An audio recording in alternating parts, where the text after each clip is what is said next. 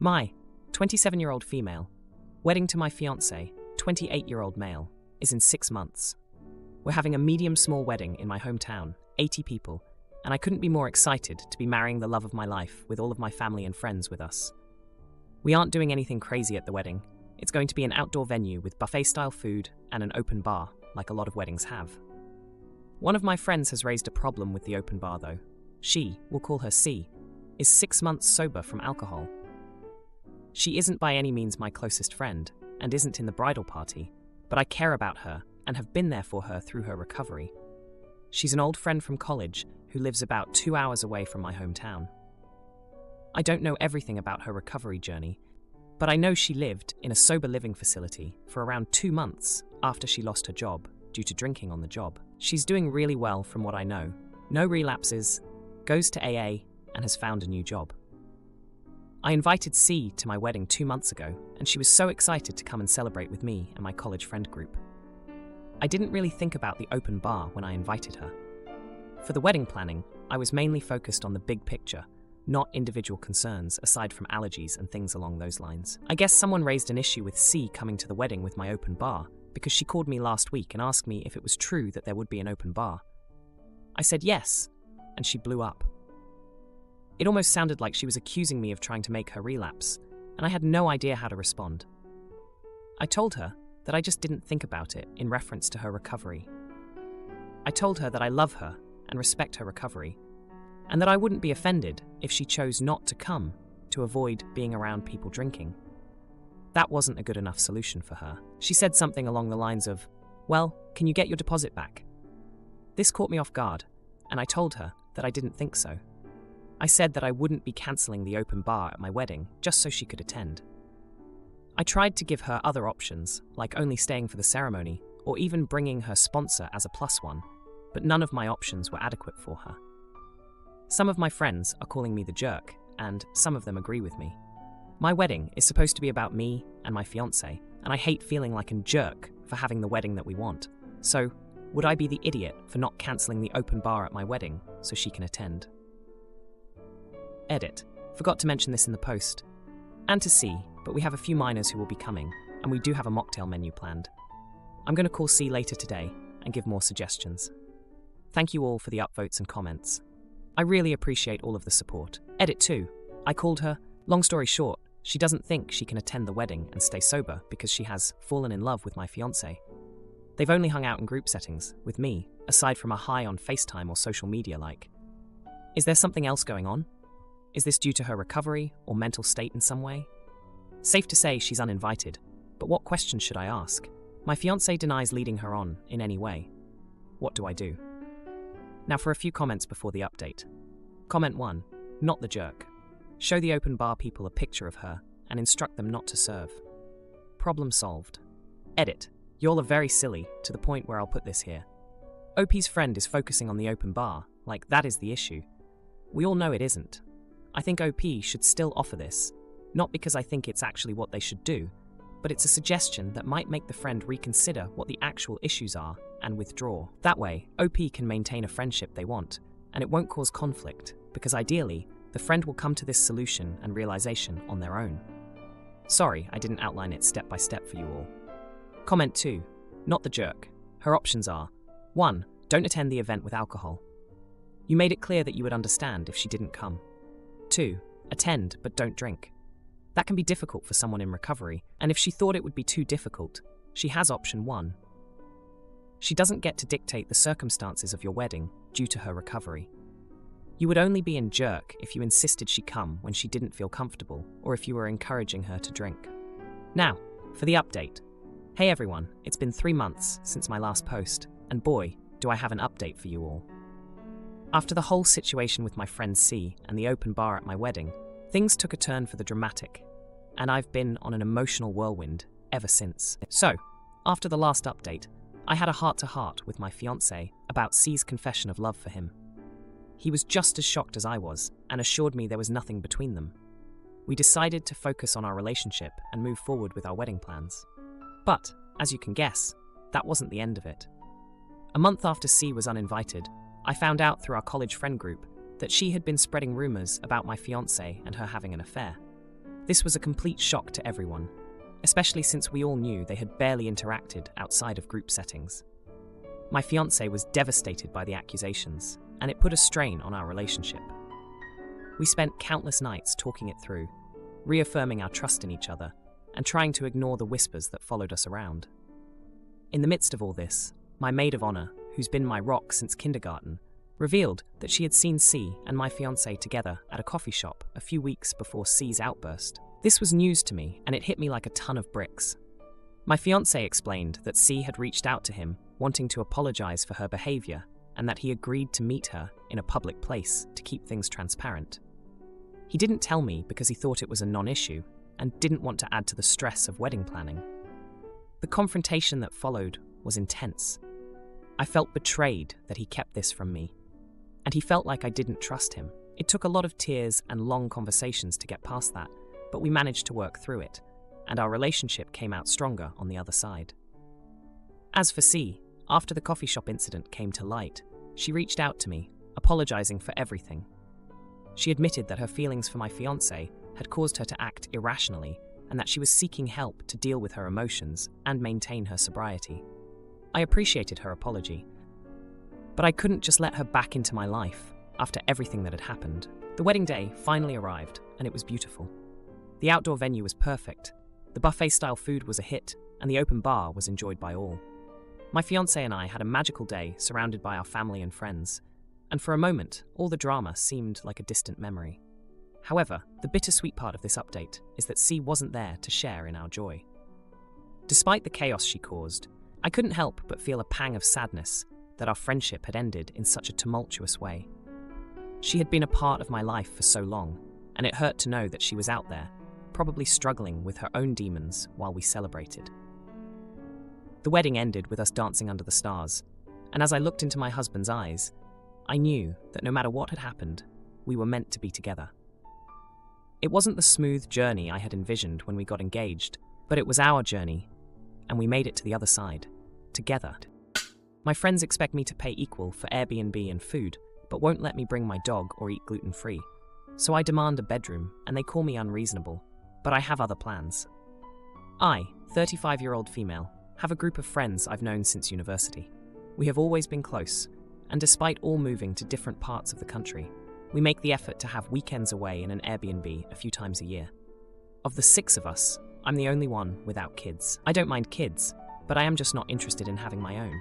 When we do our weekends, they often bring their kids, not partners. It's just us and the kids. We always split the cost of the Airbnb equally and arrange a supermarket food delivery, which is also split 6 ways.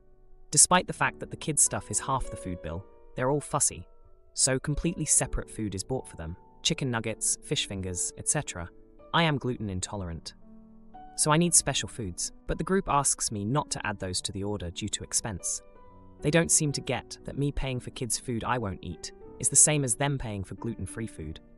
Also, as the childless one, I get the sofa bed, while the others get the big, comfy bedrooms for them and their kids. It's just assumed that it's okay, and I never get consulted. As you can tell, I find it annoying, as it's never acknowledged that I get the short straw, despite paying the same as them. However, I love spending time with them, so I don't say anything to avoid rocking the boat. That was until recently when I got a dog. None of my friends or their kids have an issue with dogs, but they're also not big dog people either.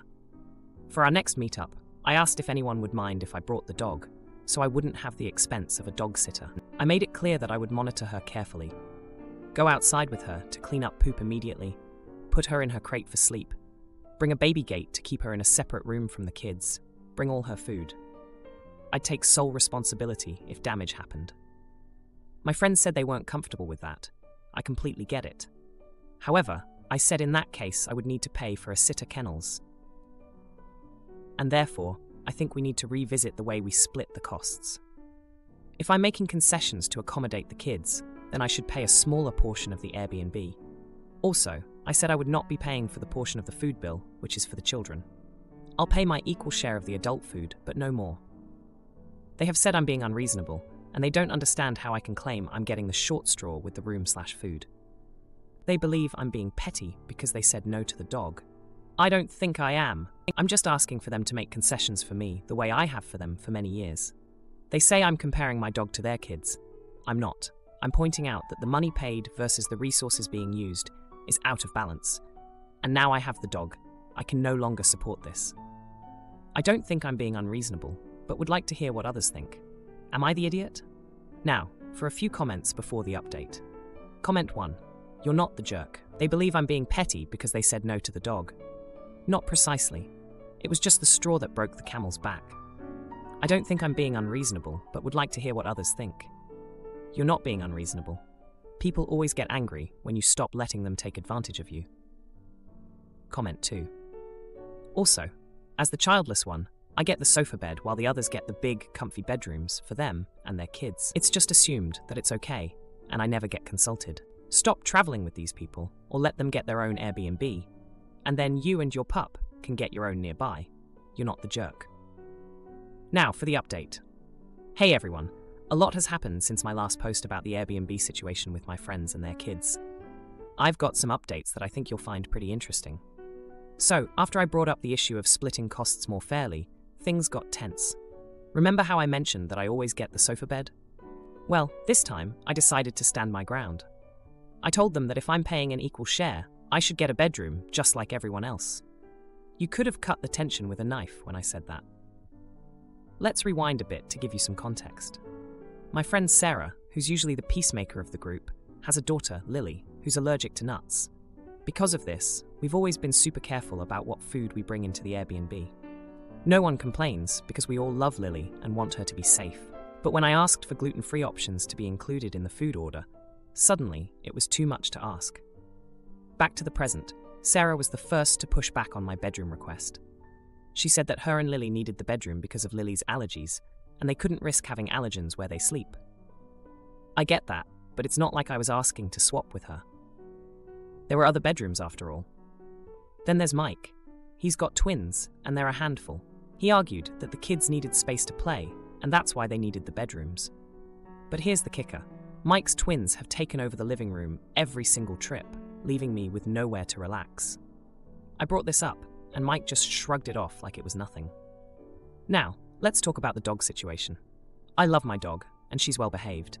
After they said no to bringing her along, I found a great dog sitter, but it wasn't cheap. I explained to the group that since I was incurring this extra cost, I shouldn't have to pay for the kids' food. That's when things really heated up.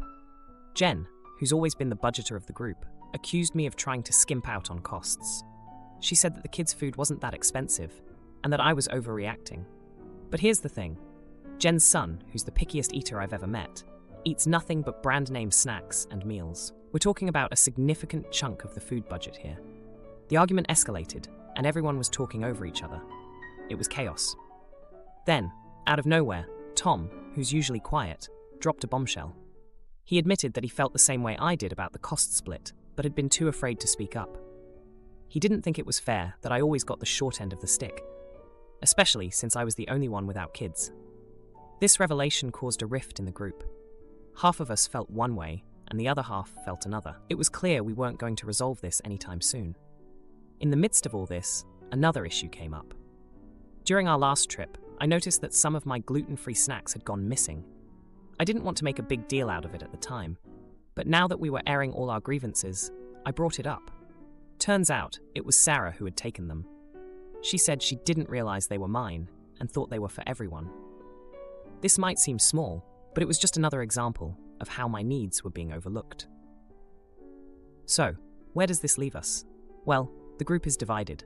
Some of us are trying to find a compromise, while others are digging their heels in. The tension is thick, and I'm not sure how we're going to move forward from here. We've got another trip coming up, and no one has booked the Airbnb yet. Conversations have been awkward, and it feels like we're at a stalemate. It's a mess, and I'm not sure if our friendship can handle this kind of strain. Sister expects me to let her stay after she's homeless, but I say no, and she sneaks in with roommate's help, only to admit she stole my high school crush, and now she's sorry. My sister, 19-year-old female, and I, 21-year-old female, don't have the greatest relationship ever. I find my sister entitled, spoiled, and selfish, and she finds me selfish and unforgiving. We always had a very tense relationship. Our parents started it by babying her as the youngest, and treating us very differently, while also expecting us to be best friends forever and to do everything together and share everything. My sister has no regard for me at all. A few times when we were teenagers, the heating went out in our parents' house, and I was lucky to have the warmer room outside my parents'. My sister expected me to swap rooms with her so she could be warm and I would sleep in the cold. When I told her she could sleep in my room with me if she wanted to, she told me I should give her my bed and go to hers. Another time, I was sick with the flu and home from school for 2 weeks. My parents were at a wedding one Saturday and told her to get me to drive her to her friend's house for a concert they were attending. I told her I couldn't bring her because, I was sick as heck on the couch and barely able to keep my eyes open. She pestered me for the best part of 2 hours and yelled at me for messing with her life, saying I was so selfish for not making her plans a priority.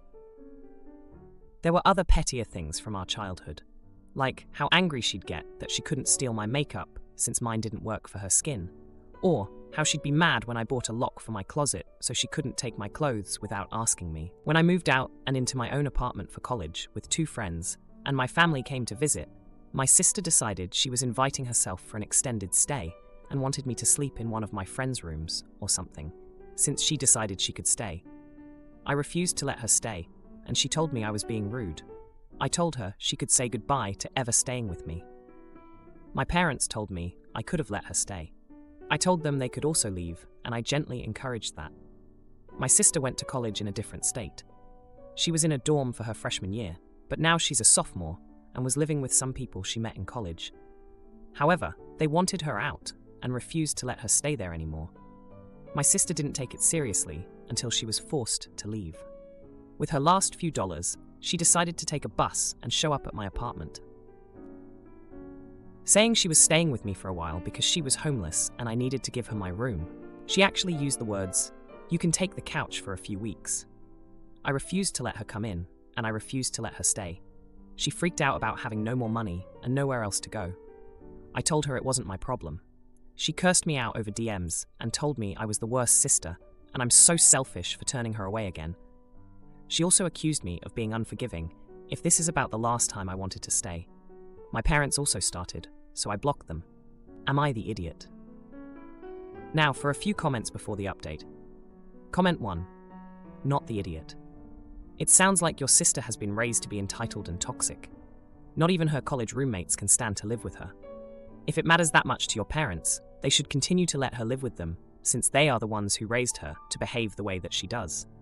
How unfortunate for her, because these behaviors will undermine her for the rest of her life.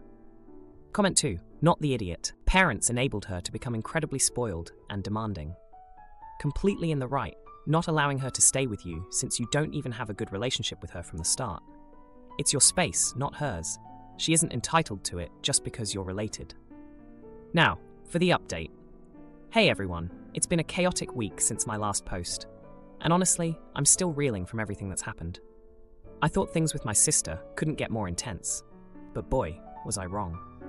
So, last time I told you all about how my sister showed up at my apartment, expecting to crash with me after her roommates kicked her out. I stood my ground and didn't let her in. Well, things escalated quickly from there. After I blocked my parents, they started reaching out to my friends, trying to get them to convince me to let my sister stay. My friends, knowing our history, backed me up and refused to get involved. But my sister, she wasn't giving up that easily. She started camping out in the hallway of my apartment building. Yep, you read that right. She had her bags and was sleeping right outside my door. My neighbors were getting annoyed, and I was getting complaints from the building manager. I felt trapped in my own home, having to step over her just to get to class. Then, 2 days into her hallway campout, I came home to find her crying. She told me her ex-boyfriend, who she'd been hoping to crash with, had laughed in her face and slammed the door on her. She was at her lowest, and despite everything, seeing her like that broke my heart. I almost caved, but then I remembered all the times she'd manipulated situations to her advantage. I offered to help her find a shelter or a cheap motel, but she just screamed at me, calling me heartless. It was a mess. The neighbors were peeking out their doors, and I was just trying to keep the situation calm. The next day, I thought things might have cooled down, but when I got back from class, I found my door unlocked. My heart dropped. I walked in to find my sister sitting on my couch, eating my food and watching my TV. She'd convinced my roommate, who didn't know the full story, to let her in. I was furious. I felt betrayed by my roommate and violated that my sister had just taken over my space like it was nothing. We had a huge fight, right there in the middle of the living room. She threw every insult she could think of at me, and I couldn't help but throw some back. It was loud, it was ugly, and it ended with me telling her she had to leave, now. She packed her bags, still hurling insults, and as she left, she dropped a bombshell. She told me she'd been seeing someone from our hometown, someone I had a huge crush on in high school. She knew I liked him, and she went after him anyway. It was like a punch to the gut. I couldn't believe she'd stooped that low. I was left standing there, in the middle of the chaos she'd created, feeling a mix of anger and heartbreak. I thought about all the times we'd fought over the years, all the times she'd taken advantage of me, and all the times I'd let it slide because she was my sister. But this was too much. I spent the next few days trying to get back to normal. My roommate apologized profusely, and I forgave her, but things were tense. I changed the locks, just in case, and tried to focus on my studies. Then, out of nowhere, my sister sent me a message. She'd found a place to stay, with a friend of a friend, and she wanted to apologize. She said she realized how badly she'd treated me, and that she was sorry. I didn't know what to think. Was this just another manipulation, or had she really seen the error of her ways? If you like this video, you'll probably like these too. Also, while you're here, please consider subscribing. It's your support that keeps this channel alive and allows me to make better and longer videos. Have a great day.